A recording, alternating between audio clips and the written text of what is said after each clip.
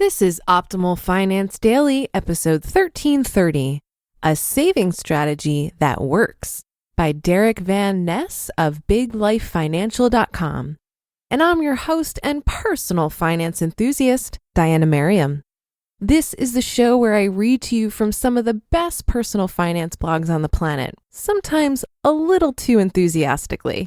Especially today, because we're going to talk about one of my favorite personal finance topics, saving. And hey, if you didn't know, we give away books on Instagram pretty frequently on Fridays. So if you're not yet following us there, you can find us at OLD Podcasts. But for now, let's get to today's post as we continue optimizing your life. A Saving Strategy That Works by Derick Van Ness of BigLifeFinancial.com. Everyone knows that saving money is important. We all understand that it is the basis of creating financial stability and a prerequisite to having money to invest. Yet the vast majority of people in the US aren't saving anything. In fact, according to CNBC, a staggering 78% of full-time workers said they're living paycheck to paycheck. In case you don't speak financial jargon, I'll translate. They aren't saving. I'm sure they want to save, but they just can't seem to make it happen. It seems understandable because we all have car repairs, home maintenance, activities for the kids, and everyone needs a 75-inch TV, right? At some point, you've probably felt like every time you're about to get ahead, something comes up and you're back to where you started. Sound familiar? If you are part of the 78%, or even if you aren't, then it's time to listen up because this simple skill of saving is literally the difference between people who become financially independent and the other 78%. Now, before you say anything, I'm going to tell you something you don't want to hear. The difference between financial success and a double-digit bank account is not about how much money you make. Seriously, it's not. How much money you make does matter, but it's not the most important factor once you get above the poverty line. I've worked with a lot of people that make over $500,000 a year that are broke. Yep, they're living paycheck to paycheck just like everyone else. That may seem impossible, but it's true. In every single case I encountered, it's because they never learned how to save. The reality is, if you never learn to save, then you're learning to spend every dollar you make. It's that simple. If you make more, you spend more. It's very easy to spend an extra $10,000, $20,000, $50,000 a year by simply having a slightly nicer house, car, vacation, and eating out a little more often. So by the time you're making $40,000 a month, you have a really nice house, kids in private school, some great trips in your photo albums, and 2 beautiful cars in the garage, but almost nothing in the bank. Simply put, saving needs to be a first priority and a conscious effort, or it rarely works. That doesn't mean it needs to be grueling or difficult. It just needs to be planned and intentional. Here's the simplest way to begin saving right away. From here forward, immediately set aside 20% of every dollar into a savings account. If you can't do 20% right now, then start with 10. Don't wait till the end of the month. Instead, transfer the money as soon as you get paid. You may have heard of the phrase, pay yourself first. This is what it means.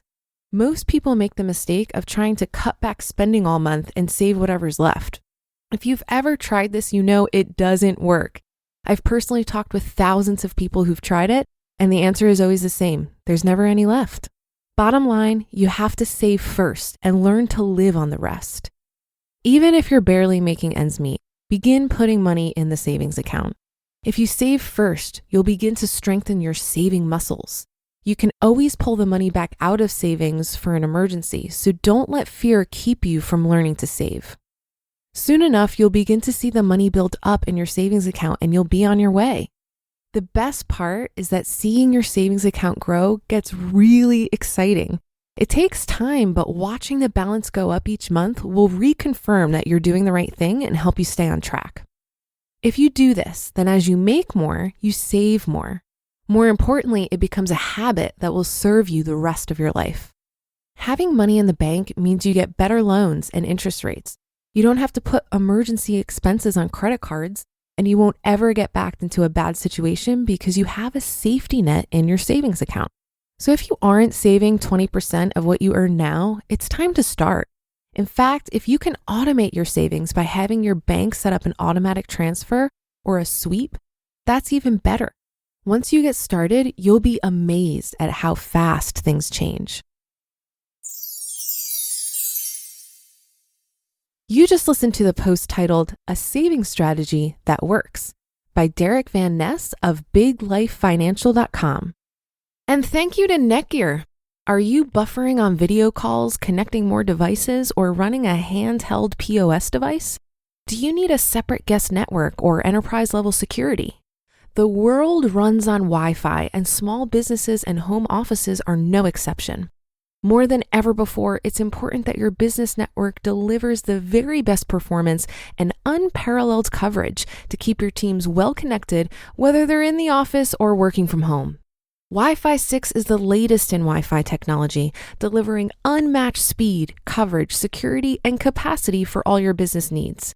Netgear's Wi-Fi 6 business solutions, including the latest Wi-Fi 6 access points and the new Orbi Pro Wi-Fi 6 tri-band mesh system, are easy to set up and manage so you can keep your guests connected and your data protected from anywhere, anytime. With business Wi-Fi solutions from Netgear, you can focus on your business, not your IT. Visit netgear.com/Wi-Fi6 and never worry about Wi-Fi again. That's netgear.com/Wi-Fi6, and I have that linked in this episode's description.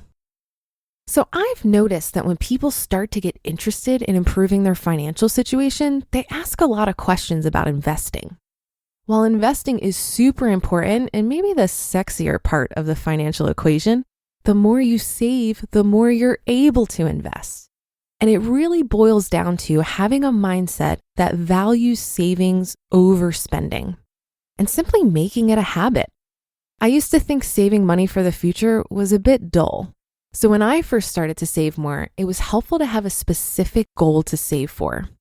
I wanted to walk the Camino de Santiago, which is a 500-mile trek across Spain. And so I needed to account for 2 months of no income while maintaining my cost of my fixed expenses and the cost of the trip itself.